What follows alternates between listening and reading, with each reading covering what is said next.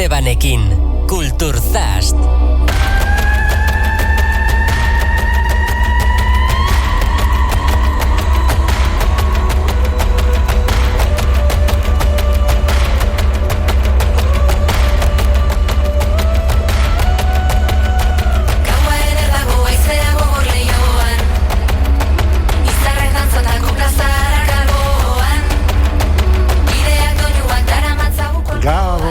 Eta ongi etorri beste saio batetara, Kulturzasteko beste saio batetara.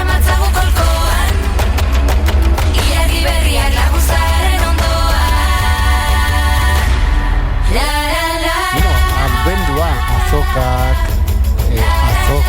festa, dirua gastatzea. Abendu hola izaten.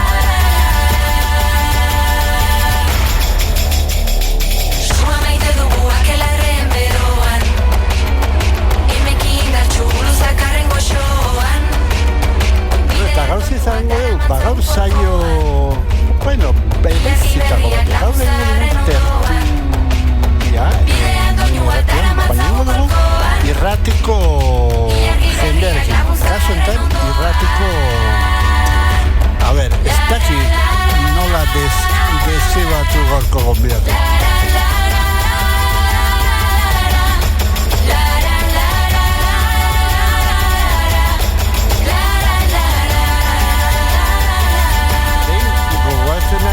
Ez dakit noiz izan zan, gero igual bergaik ingoratuko dugu, baina pare bat aldiz ostiratxoko saio hortan, gogoratzen ez, informatiboko irazatxik bat egiten zuen, bai, eta inbeste gau zen,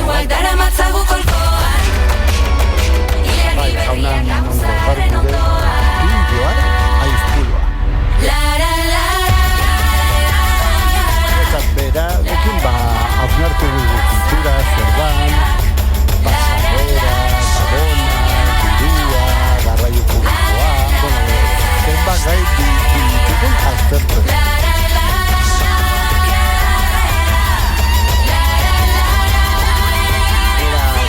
Jarri eroso eta azterago. Ilargi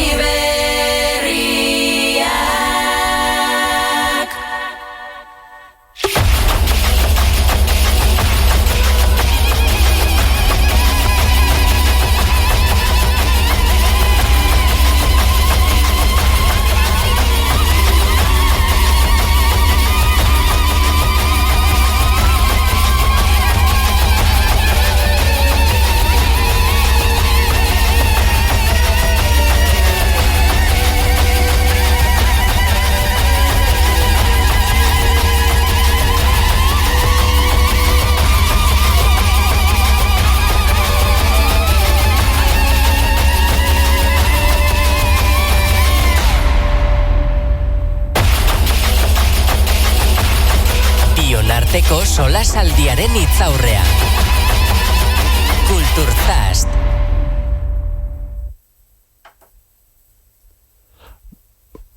Buenen que hemen jarraitzen dugu Kulturzasten eta bueno, asteragoaz gaur gonbiatu hemen dugu eta ziko gea kanta batekin.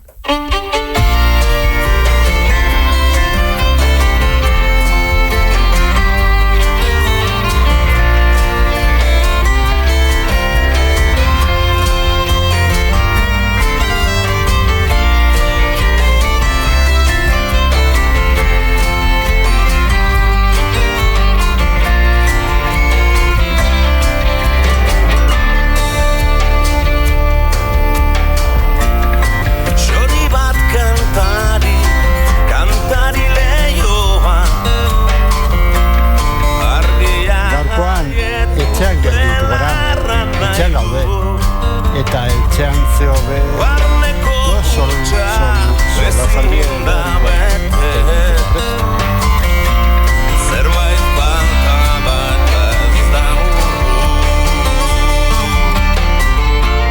Joara izburua gabon Gabon Gorka eta entzuleok.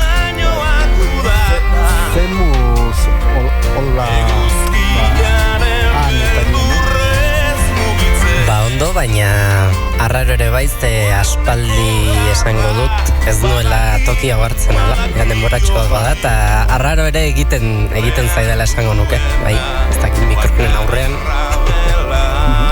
Zu beti teknikan ibiltzen, beti akatza daude konpontzeko? Bai, arazoak beti daude,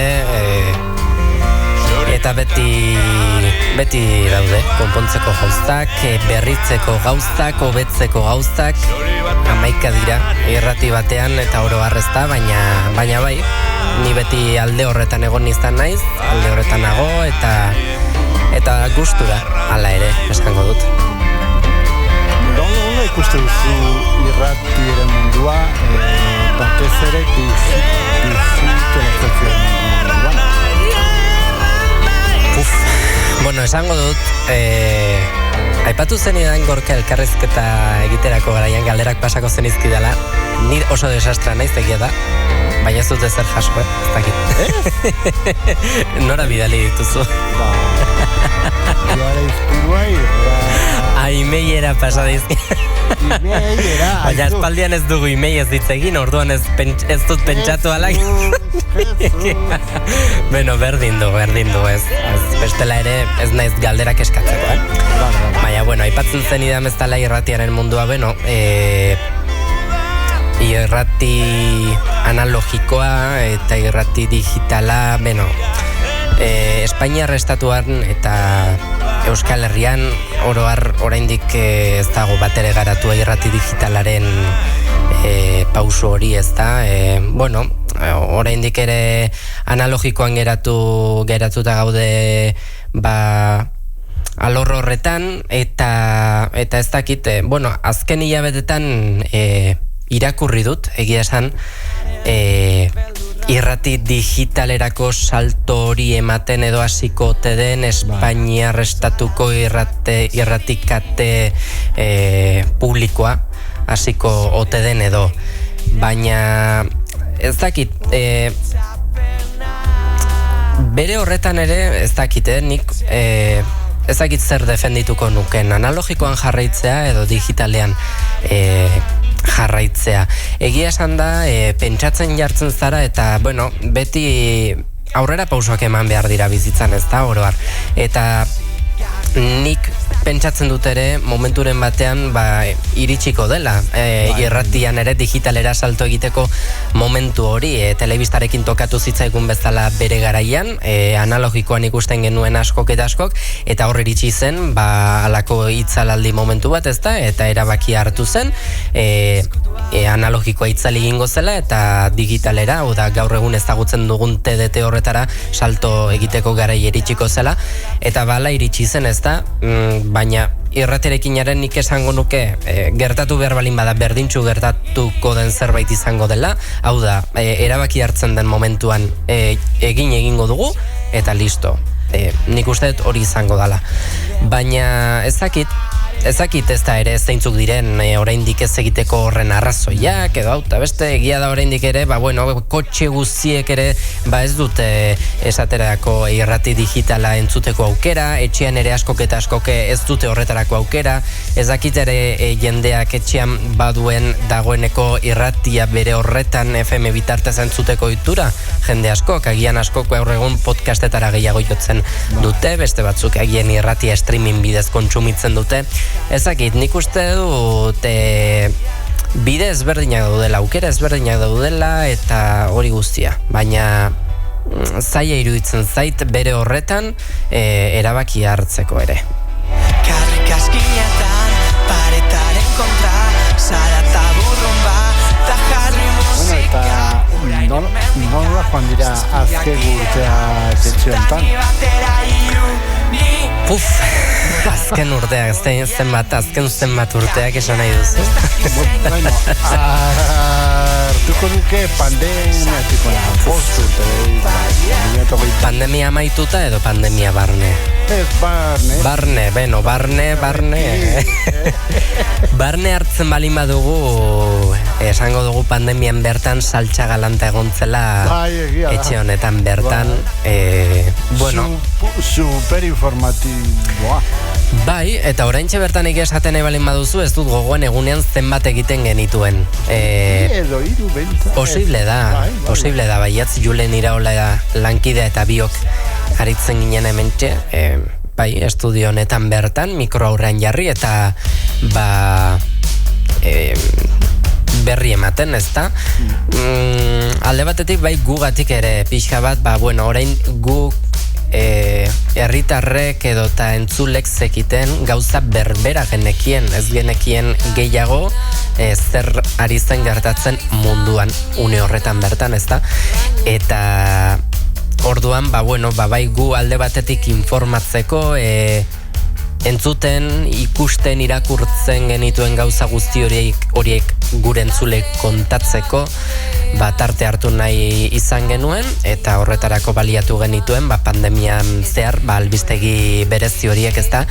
Horren ostean, esango dugu ere, bestelako saltxa bat etorri zela nahiko bero saioarekin, Leire Perlines eta biok hementxe aritu ginelako, uda batez ikeragarrizko magazine egiten, egunero astelenetik ostiralera 3 ordu ekoizten genituen, egun bakoitzeko 3 ordu, eta brutala izan zen, 3 ordu egoteko kontatzeko, asko montau, berda? Gauza asko duki behar dira 3 orduetan kontatzeko, hori egia da, eta egunean zehar elkarrezketaren bat edo bi edukitzen genituen, eta hortik aurrera beste alako atal divertigarri batzuk, jolas batzuk ere gogoratzen naiz,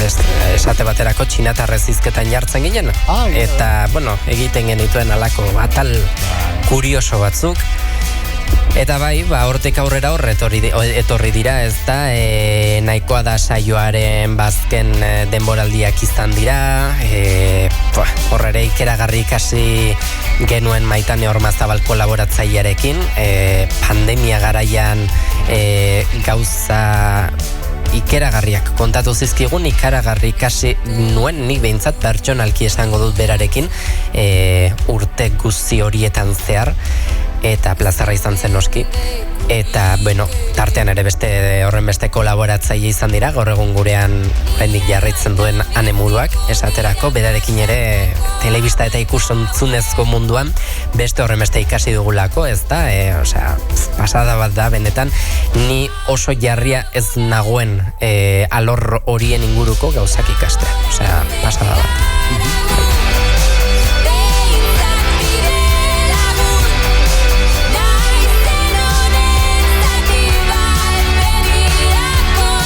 Eta mendik aurrera, zer, Ata Universidad, zer David martxa, o zer martxan David?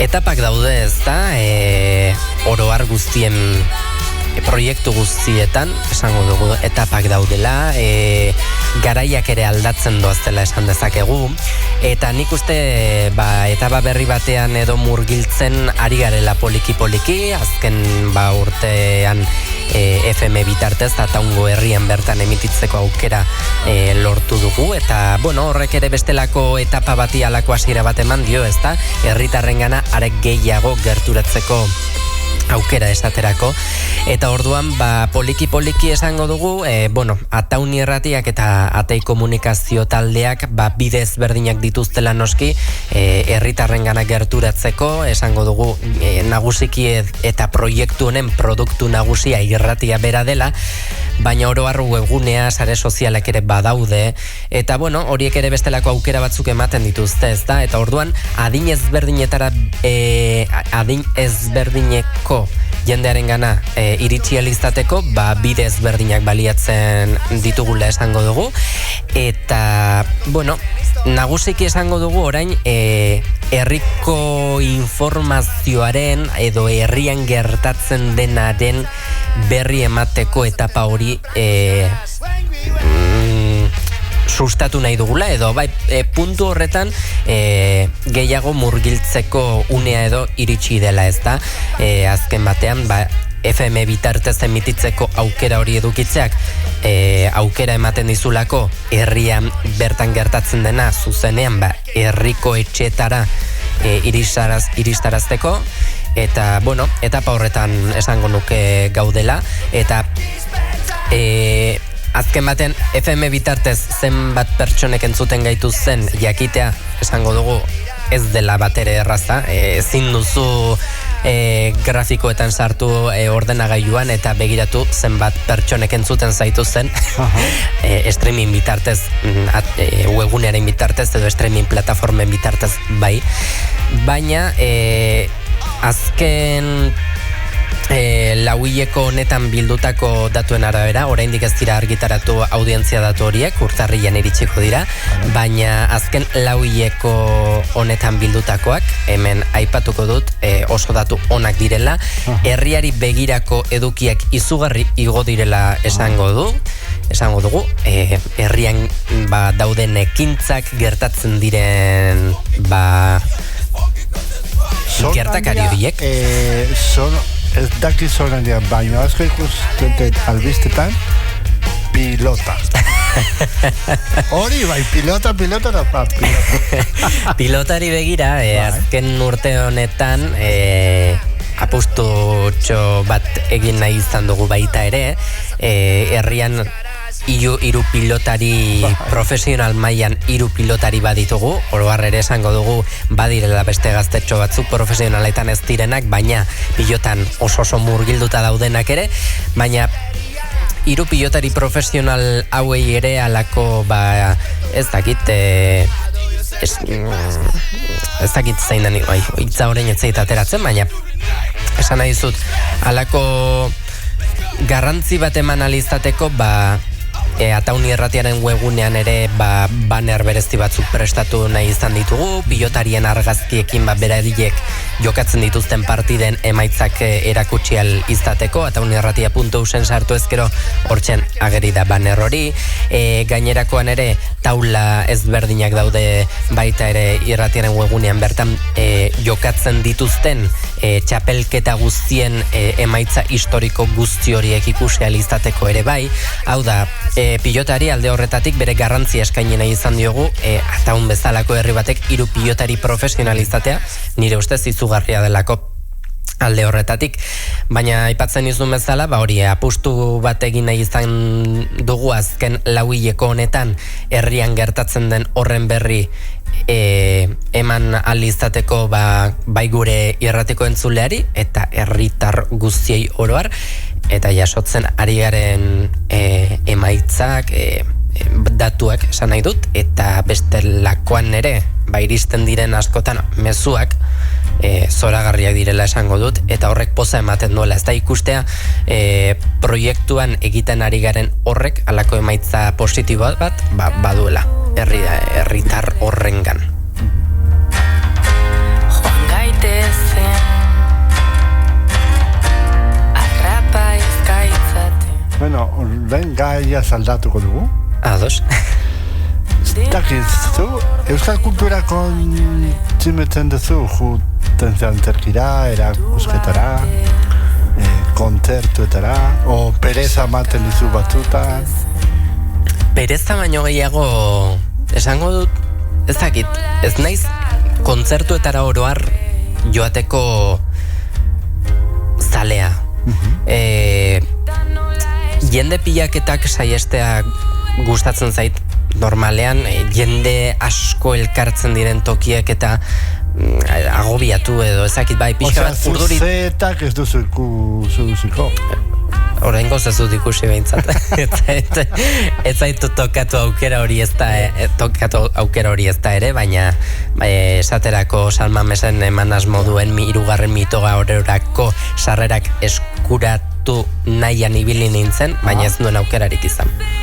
Ezakit, desastrea naiz egia esan horretarako ere, eta oso erraza ez da egoten, minutu gutxien ezakit zenbat pertsona elkartzen direlako sarrera horik. Eta ez naiz bat ere abila, esango dut horretan, ez dakit egian trikimailuren bat ere egongo da, baina... Trikimailu honena da, paziente eukitzea, eta 5 minututa gero jama laletzen jartzea. Ba, nik esaten dizut, 2. minuturako ja da sutan anengoela, ez nuen lortzen, eta, bueno, ba, esan nuen, ba, kito, lasai asko egongo naiz, eta etxetik ikusi behar balin badut, ba, etxetik ikusiko dut. Baina hori, ez dakit, ez naiz kontzertuetara joateko zalea, esan nahi dizut, emanaldi txiki bat balin badago alako beste bantzoki batean, edo horrelako bat agian ba gustorago ikusiko dut, ezta? Eta oroar euskal musika kontsumitu, ba esango dut kontsumitzen dudala, ez dut ohitura askorik ezta ere, ez dakit, streaming plataforma bat zabaldu eta nik nahi dudan artista baten edo talde baten diskoak edo abestiak entzuteko ohitura hori izango dut ez dudala ezta ere. Hau da, nik musika entzune balin badut, normalean irratia piztuko dut, eta musika balin badago, ba, perfecto. Eta ez balin badago musika eta beste zerbait balin badago, ba, horixe, musika etorriko da momentu batean, eta kultura esango dut nik modu horretatik agian kontsumitzen dudala, edota, bueno, ba, albisteak irakurrita, edo alakoak. Ez dakit, ez dut gainontzen, ba, ekitaldietara edo horrela joateko bestelako ohiturarik. Hemen atau, nire ekitaldi asko egoten dira, eta lasaizko ba hor, bai herrientoken eta bai gazte asambleakoek, gauzak egiten dituzte. Bai, ataun herri txikia da, baina kultura esango du bizi dagoela alde horretatik, ez da? Askok esan izan didate, horrela ba, elkarrizketa bat eskatu kulturzaleren bati eta irratira etorri izan denean, askok esan izan didate, ataunen kultura daukazue, vamos. Egia esan izugarria da, eta nik uste horrek ere herriari beste bizitasun bat ere ematen diola, elkarte oso potenteak ditugu, ataungo herrian bertan, izugarrizko lana egiten dutenak alde horretatik, eta nik uste herriari ere ematen diotela alako ikusgarritasun bat bai herrian bertan, baina baita herritik kanpora ere, esango nuke, eta nik uste dut kultura sustatzen duten modu hori ere, ba, herriko sustraietatik abiatutako zerbait badela askoren kasuan, ez da, eta gure ohiturak eta guzti horiek, ba, mantentzen dituztela baita ere, eta nik uste hori oso garrantzitsua dela. Bai, baina eta ere pasatzen da ekitaldi bat o bi ekitaldi horrekin, zaharrak ere agortzen direna, bai. Bai, gertatzen da, eta horrek zerbait esan nahi duela, esango nuke nik behintzat. Bai.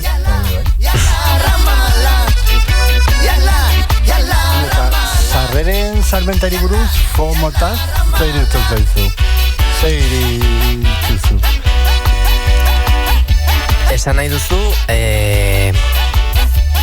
bai, ateratzen da kontzertu potente bat, ateratzen zarrak, eta danak tengea, sarrera horien gero, arritzera guenara, kontzertua iristen denen bi egun, beti gertatzen da, beti kontzertu, bizarra ditut, eta tani, eta zertareko erosi ez du? Si, ez da kitzu zein goezu? Baina askok ba hori, ez da bada ezpada hartu.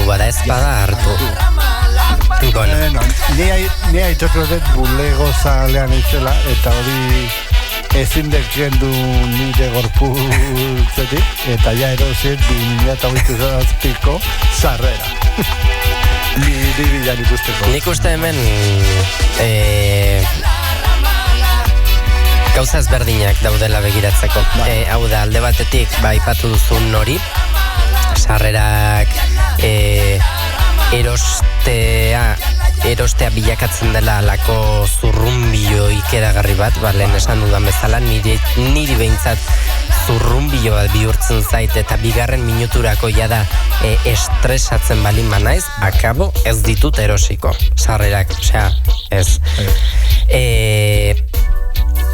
Jendeak izugarrizko beharra edo sentitzen du, ezta, eta oso ongi iruditzen zait, eta alde batetik oso ongi iruditzen zait noski euskal kultura noski kontsumitu egin behar da, zalantza izpirik gabe, baina halako zurrumbilo horretan sartzen gara 10 minutuan sarrerak agortu egiten direla, edo eta 5 minutuan sarrerak agortu egiten direla, eta ez dakit horrek ere bere horretan halako onurarik ere egin diezaioken euskal kulturari. Gero dago beste bat, beste ez dakit, orain ez dakit edo modan jartzen ari den, edo zein den kontua, baina zenbat talde daude, geldialdi bat egin behar dutela iragartzen dutenak, eta geldialdi hori iragartzarekin bat aipatzen duten hemendik urte eta erdirak kontzertu bat eskainiko dutela ez dakit non. Ostras, eta orduan zer? Hori esaten dut eta venga, denak sarrerak erostera. Denak sarrerak erostera, bai edo bai, ez dakigu zer izango den, ez dakigu zer, sarrerak erostera. Ez dakit, modan jartzen ari den, baina ohitura bat esango nuke askoren kasuan bai bilakatzen ari dela, baina ez dakit, honek guztiak ere halako onura bat egin diezaioken euskal kulturari eta euskal kulturako artista edo talde txikiei ere, hor ere beste ate bat edukiko genukelako begiratzeko. Bai, ze hor talde hiru talde abeslari potentea daude eta talde txikik asko daude. Bai. Eta onak, Zalantzari gabe, eta askotan izugarrizko taldeak izan daitezke, gutxien espero dugunean, gure herriko antzokian ikustitzak egunak, baldin eta tokia egiten zaien, noski, hori ere, asko, ezakit, badagoelako, horren inguranek gaztetxeetan agian ikusten ditugu, eta izugarrizko taldeak dira, izugarrizko kontzertuak ematen dituztenak, pasada bada, gero, ez dakit, ez dituzte bestelako aukerak agian, ez dira kontuan hartzen beste emanaldi batzuetarako, edo ez dakit, bai, eta irratietan ere, zenbait irratitan, talde txiki hauen abestiak ere ez ditugu entzuten. Zenbat talde daude Euskal Herrian, txikiak direnak eta izugarrizko lana egiten dutenak eta kriston diskotzarrak ateratzen dituztenak, eta irratietan oro har ez ditugu entzun ere egiten. Egunero hor goikaldean dauden lauzpabost talde potenteren abestiak bueltaka eta bueltaka daude. Talde horren abesti bat goizean entzungo da eta arratsaldean berriro, eta talde txiki batena ez da egun osoan edo aste osoan entzun ere egingo.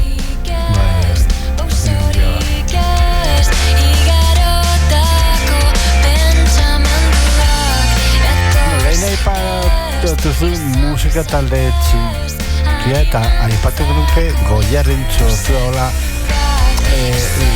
enkarlan bat Ordizia Rock, Legorretako beste talde badago, Zaldibin ere, eta sortu dute hola kontzertuko egiteko baina zapaltzeko bat besteari, eta sortu dute hola elkarte txobat, eta ari ezabaterko Zaldibian erreantzokian begira ze talde puskak hartzen dituzte, eta hori ere oso da, eta Zaldibia da. Bai. Bueno, parada bat ingo dugu, eskatu izut bi abesti, entzungo dugu Anari, gustatzen zaizu asko Anari, ez? Bai, oso zalean naiz. Bai. Bai.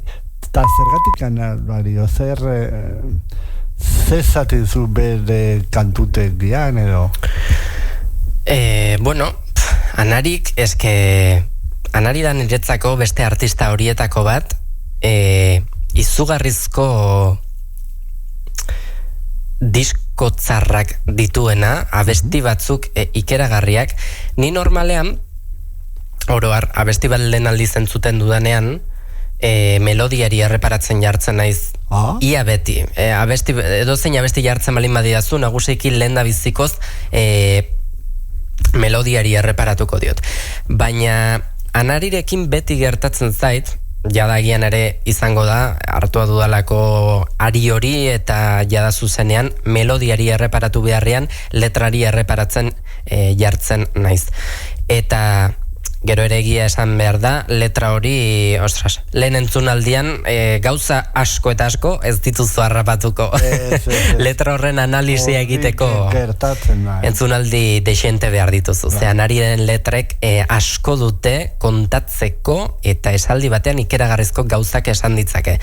Eta oroar, alako kritika gizarteari, munduari oroar ikeragarriak egiten dituela esango nuke. Askotan benetan sentitzen dut nire aldetik erabat bat egiten dudala bere kritika horiekin, eta orduan ez dakit bat egite horrek alako lotura bat edo esango nuke sortzen didatela, ezta? Eta bueno, oroarranari ez dakit, niretzako bada artista horietako bat benetan asko miresten dudana. Bueno, eta ekarriazu Vino Cantares y Amor. Zetakit, ardoa, abestia eta amodioa. Asko dauka, letrak esateko. Entzuten jartzen zaretenean benetan asko kontatzen duenek. Alako beste kritika bat esango dugu badela, ezta? Eta, bueno, erreflexio bat egiteko modukoa, nire ustez. Entzuko dugu eta gero nahi zu zerbait esan zitaz, esan, la zaiazko.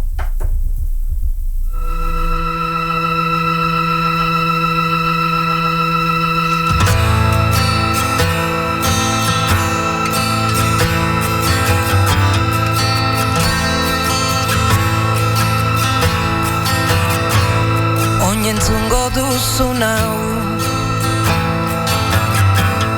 oinentzungo duzun hau, oiukatzen zun auzoak, funtzionariari langileak, tabernariari mozkorrak.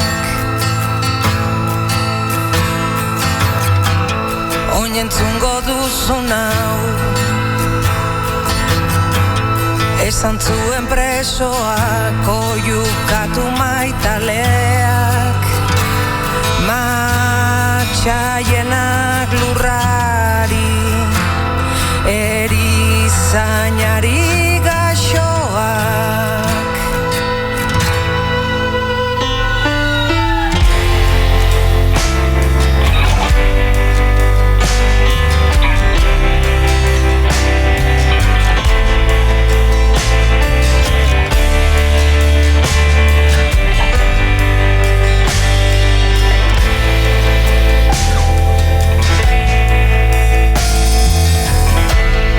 Oinentzungo duzun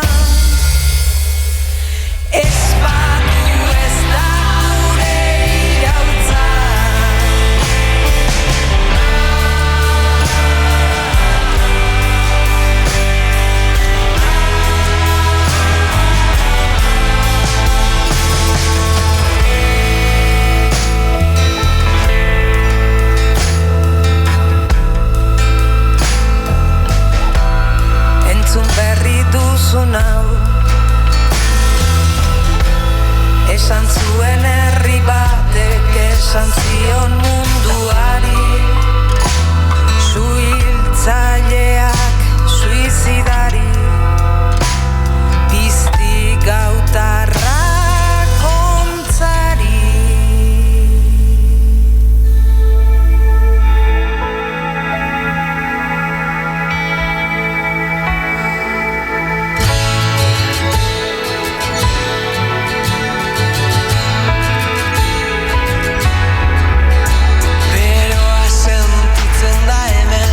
Hainbat zuaitzen artean non nagoen, krisala eta ura baino lehen, usaintzen dotarea eguzkizpize.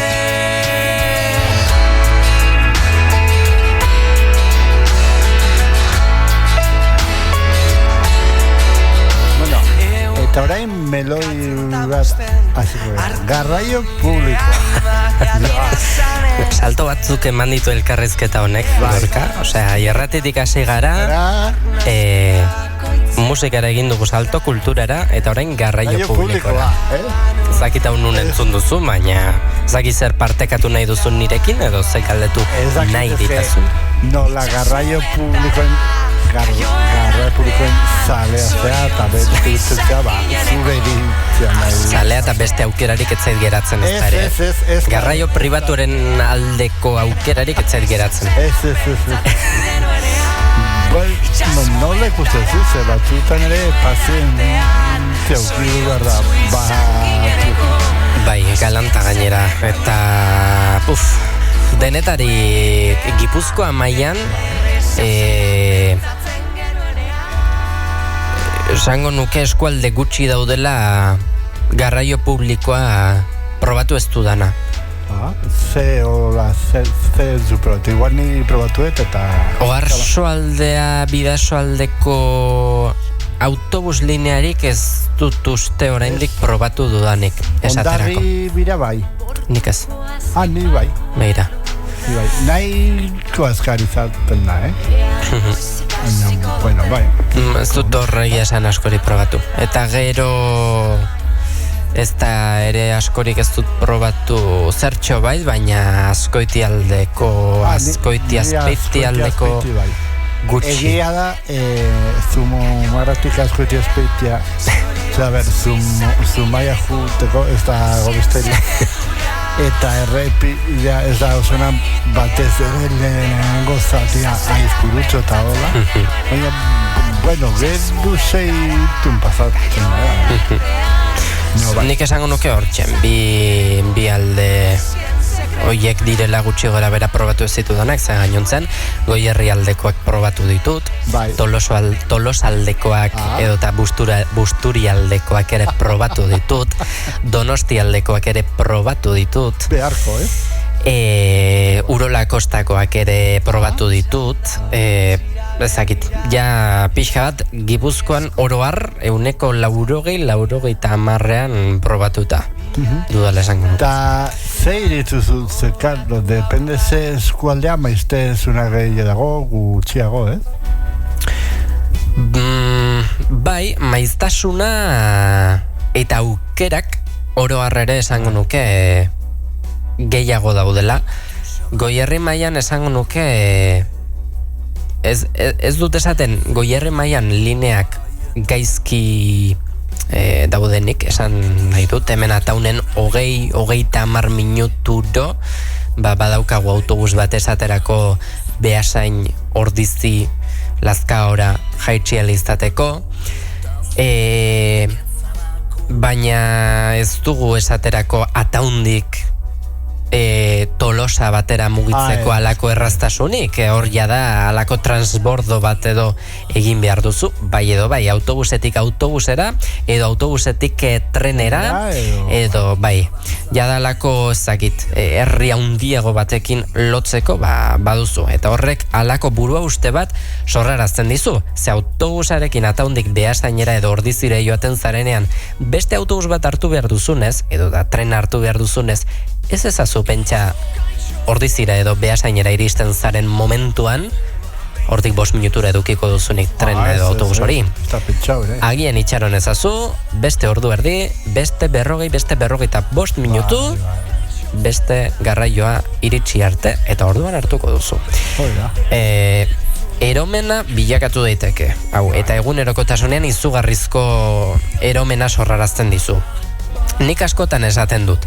Gero beste aukera badago, nik esaterako Donostian egiten du lan, hemen ataundik joateko zoramen hutsa da. Egunero garraio publikoa erabilita, orain gaur egun ez dakit. Esan ze beste linea berri bat sartu da indarrean, horrekin kalkuluak oraindik ez dakizkit, baina linea hori erabili gabe, egunero ataundik Donostiara joateko 2 ordu behar dituzu gutxienez. G0 zazpikin bai, edo ez. Hori esaten dizut, hori ez dakidala oraindik. Horren kalkuluak ez ditut. Baina ataundik Donostiara joateko, eta Donostiako segun eta zein auzotara, beste horren beste, agian 3 garraio hartu behar dituzu. Eta egunero 2 ordu behar dituzu. 2 ordu joateko, eta 2 ordu itzultzeko. Eta hori zoramen bat da. Ze honek zer esan nahi du. Eta hemen ordutegiaren kontuaren oski sartzen da. Zergatik ataundar batek goizeko 8 aurretik Donostiako altza auzoan egoteko aukerarik ez duen goizeko 8 aurretik esaterako. Eta Hernaniko batek bai. Degira, Hernaninazko maitasunazko dago, maiztasunazko dago bai. Orduan, esan nahi dizut, bai maiztasuna, gertutasuna, eta gertutasun horrek ere noski ematen dizu noski aukera. Baina orduan, urrunago daudenek, bestelako aukera batzuk ere agian izan behar dituzte, edota, ezakit, niri dutzen zait ataundar batek goizeko 8etan, edo goizeko 7etan, edo goizeko 6etan, altza auzoan egon nahi balin badu, eskubidea izan behar duela, hernaniar batek bezalaxe, edo tolosar batek bezalaxe, ezakit, niri iruditzen zaite. Gero gazte izatzera juten zeta zetezu, daukezu, ni orain asko juten naiz, eta daukezu tranbia 5 minutu. Eta Bilbon ere metroa daukazu 5 minuturo, edo ezakit ez dut kontrolatzen ez da ere, baina maiztasun ikeragarriak daude, eta esango nuke, hirietara begira, izugarrizko garraio publiko eskaintza, badagoela, zenbait eskualdetatik agian, eta beste batzuetatik, ez horren beste. Eta nik esango nuke, eskubide berdinak ditugula guztiok, eta hori ere, garraio publiko erabiltzea sustatu nahi balin badute, baliabideak ere jarri egin behar direla. Noski.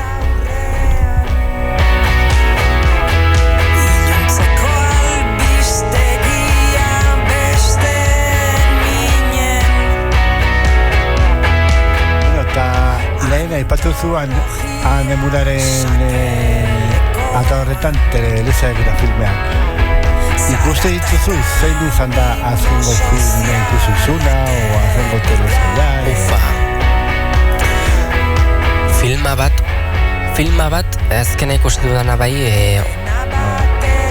oso ona, baina izenburuarekin txarra naiz olako oso memorizatzeko gorka. Ez ditut memorian batere ondo gordetzen. Ez dakit nola izten aztuen el secuestro edo el secuestrado edo alako bat. Haze filme arraroak igusten dituzu? Gustatzen zaizkit alako drama eta tentsio momentu horiek eskaintzen dituzten filmak ikeragarri. Bai, eta oso ona. Oso ona, asko gustatu zitzaidan. Ni naiz, aneri esaten nion asko. Antena 3 larun bat arratsaldetan botatzen dituzten film horiek ikusteko oso zalea. Orain Gabonak datuzela, una maravilla. Gorka jarri, larun bat arratsaldean lasai asko sofan, eta jada Gabonetako filmak ziur nago duela hilabetetik hasiak direla botatzen. Jarri lasai sofan gozo, seguru ze. Eta bai, ikusi.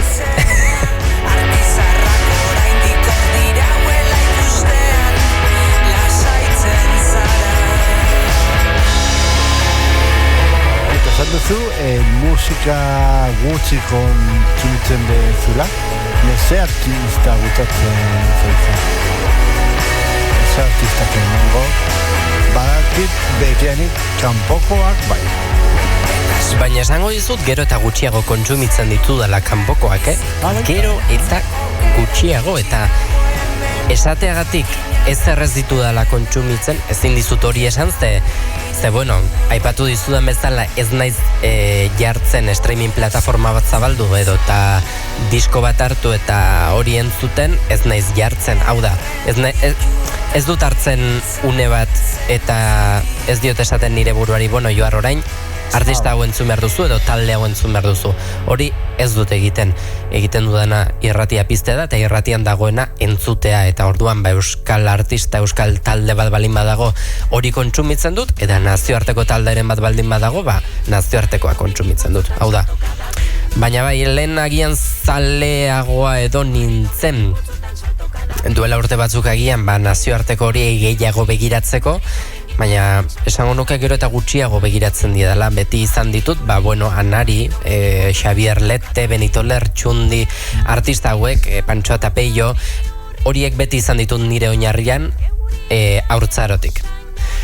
Eta orduan horiek beti kontsumitu izan ditut. Gero, izan nuen alako etapa bat nazioartekoak ere kontsumitzeko, kontsumitu izan ditut noski, baina gero eta kasu gutxiago egiten didala esango nuke. Mari Domingui, Mari Biurri, Mari Domingui putzutan salto kadabil. Mari Domingui, Mari Biurri, Mari Domingui putzutan salto kadabil. Mari Domingui, Mari Biurri, Mari Domingui putzutan salto kadabil. Mari Domingui, Mari Biurri, Mari Domingui putzutan. Bueno, eta Gabonak nola orkesten dira, beti bezala, Nola orkesten dira. A ver, nola igariko dituzu edo... Ez ditutu lertzen galdera. Ez, a ver, Gabonak ea gustoko dituzun, ez dizun gustoko... Bueno, ez dizut esango ez zaizkidanik gustatzen, gorroto ere ez ditudalako gorroto. Baina ez ditalako ilusio berezirik ere egiten urtero, Gabonak datoz. Ez, oso normaltasun haundiarekin hartzen duan zerbait da. Ilusioa galtzen joan naizela baita ere, bai, urtez dakit. Nik esango nuke ala eta guztiz ere askori gertatzen zaien zerbait dela, ze aste honetan lanean aipatzen egon gara, hain justu, kafe baten bueltan. Bueno, adinarekin aurrera zoazten neurrian haurtzaroan izaten duzun ilusio hori agian, urtek aurrera joan ala, galdu edo egiten duzula eza, eta niri esango nuke hori gertatu izan zaidala, baina ez alde horretatik bakarrik, ze Gabonek alako kutsu berezi bat ere badute, zein pertsonen gandik inguratuta zauden,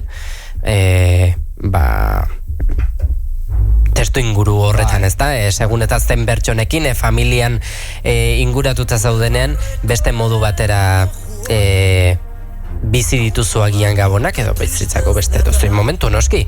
Baina Gabonei ere alako kutsu berezi bat noski ematen die familian nahi dituzun pertsona horiek daudenean, eta horiek ez daudenean, noski, alako beste ilusio puntu bat ere galtzen duzula. Esango nuke, eta niri ere gertatu zait hori noski. Bai, ze horrein Gabona aurten oso nik ikuset oso aurreratua, bezortarekiko prota aurreratuago. Zergatik, erosketak egitera joan zarenean turroiak ikusi dituzu gorka.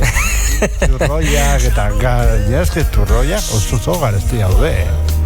Dena dago ja da garesti. Ja. Claro, ez dute zerroparitzen. Ez. Bai, ez dakit. Gabonak estreinatu, etxe honetan eta gu bete esan izan dugu, Maria Kareik estrenatzen dituela Gabonak behar den bezala.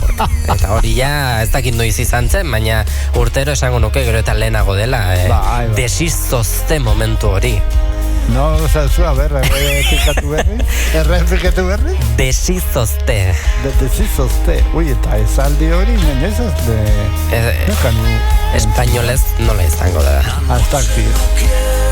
Desizozte. Hoi jabitu, asko zaiago iruditzen zaitu espainolez. Bueno. Urtu. Ez dakit nola esan.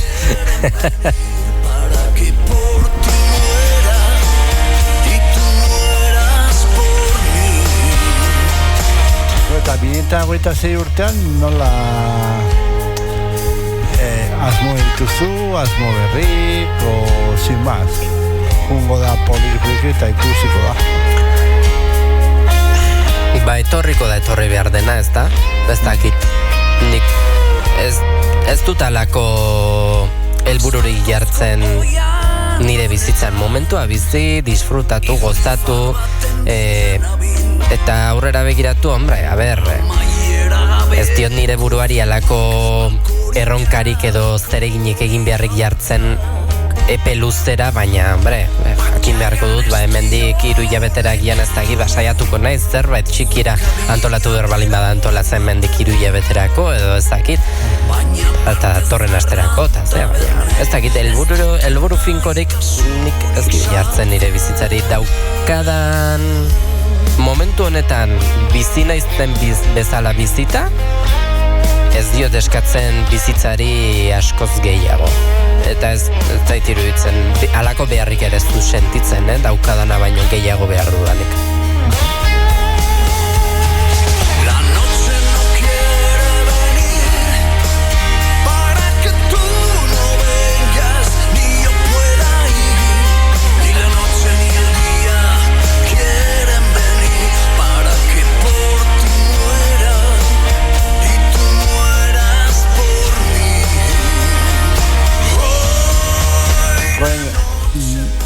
Bueno, bukatzera goaz, azkengo kanta entzugu dugu, oso polita, galdetuko dizut zergatik abesti hau. Ez dakit guztuan egontzea, o zerbait aipatuko zenun, gaiak ere gogorrak izan dira, edo... Bai, oso galdera gogorrak egin dizkidazu, Gorka? Garre publiko bat. Bai. Gero kontuz, mengo txoferak igual entugu dute eta ez ezako duten. Bueno, txoferrek ez dute inungo errurik, nik ez dut beraie inolako errurik bota. Beraien inguruan ez dut ez esan, naiz eta hor denetik egon. Baita, gauzak diren bezala. Hor ere denetarik dago. Baina bai, ez gozo gustura egon naiz. Henen eta karriazu Benito Lertxunin begita Benito Lertxundiko agurra asko guztu zitzaia. Ez esan gabe, ez agurrik, bai? Asko guztu zitzaien egia zan. Bai, ez dakit nik haurtzarotik odolean sartuta dudan beste artista horietako bat da Benito, ez da etxean horren beste entzun dut gurasoei esker, izugarri miresten dudan beste artista horietako bada Xabier Letere aipatu dizut, Pantxo eta Peio ere aipatu dizkizut, bada izugarrizko artista bat niretzat, eta zehazki aukeratu dudan abesti hau. Honek abesti hau entzuten dudanero haurtzaroko zenbait momentu etortzen zaizkidalako gogora, eta haurtzaroko une zehatz bat etortzen zait gogora, eta orduan ezakit oso gustora entzuten dudan abestia da, asko esaten didana bere horretan ere, eta entzuten dudan bakoitzeko gozatzen dut. Bai, karriazu Benito Lertxundiren itxasuari begira, bertso ederra dira, eta, bueno, bakantorekin, amaituko dugu. Primeran. Mi esker joan, mi esker entzule guztioi, ondo pasa egun hauek, eta 2023 urtean, sortzaile gehiago izango dugu. Lehen, aipatu duzu musika letrana, eta nire helburua da, musikalik etortzen direnean letrak aztertzea. Nari egartzea gomendatzen dizut Gorka, baina lan bat ere fina ez duzu izango. Ez. Egia da, ez noiz argitaratu zon liburu bat, ezakit, iaz horrein dela bi urte, eta irakurri genuen liburuko talde baten, eta gogorra intzitzaidan, Anarez gain badaude, beste zenbait artista ere. Hombre, noski. Letra oso esanguratsuekin Euskal Herrian eta merezi dute baita ere. Baina nik Anari gomendatzen dizut, gustura entzungo dudalako elkarrezketa hori. Entzugu dugu Benito Lertxunen itxasoira. Mila esker eta nahi duzu arte. Mila esker zuri Gorka. Itxasoari begira egindako gogo eta batzuk dira urrengo bertsoek.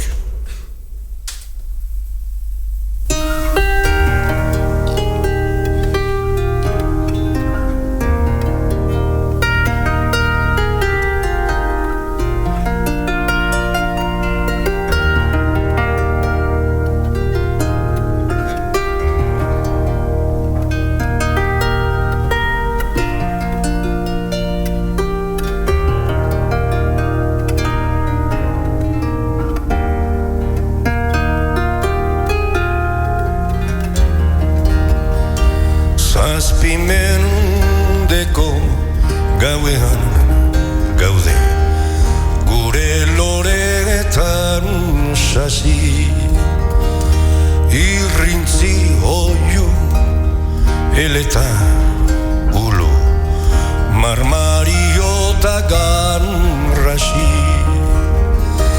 aizeren bata brisa galerna gaurungar bibiar nasi Xaketaularen zuri beltzetan arratz gozo egun gazi aitxan sorik ez bagen euka zer izonegarren zazi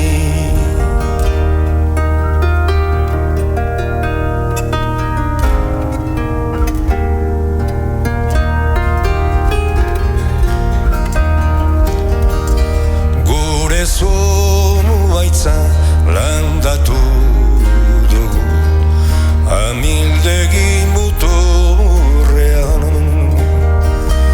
adarrak daude ertzetik arruz sustraiak berriz lurrean bihotzesteak ez dueldugaz esku baten aburrean bertso berriak jartzera